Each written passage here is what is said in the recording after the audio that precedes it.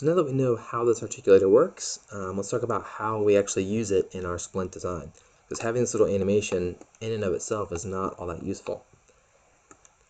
So what we actually do, instead of just having the protrusion left and right excursion, while you're still designing your appliance, in the background, the articulator animates through all the possible positions on both sides. So basically creating the full envelope of motion. And I call that the dynamic occlusal surface. Over here they were calling it something else.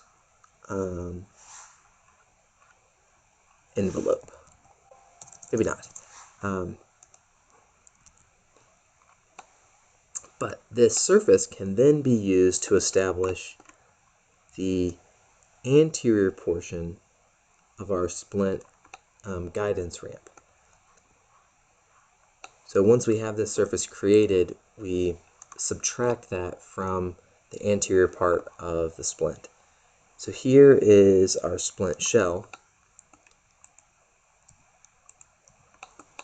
and in this case I've just subtracted the whole surface from it. So this would be a splint that has maximal contact in all positions of motion.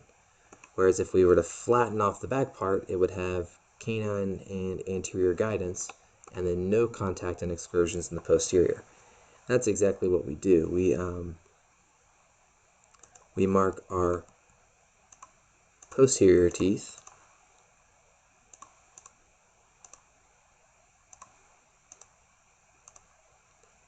and once we have enough pieces, we get this relatively flat surface,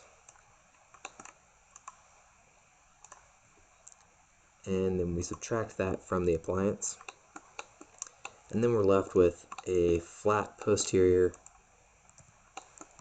and then the ramp portion that was generated by our full envelope of motion occlusal simulation.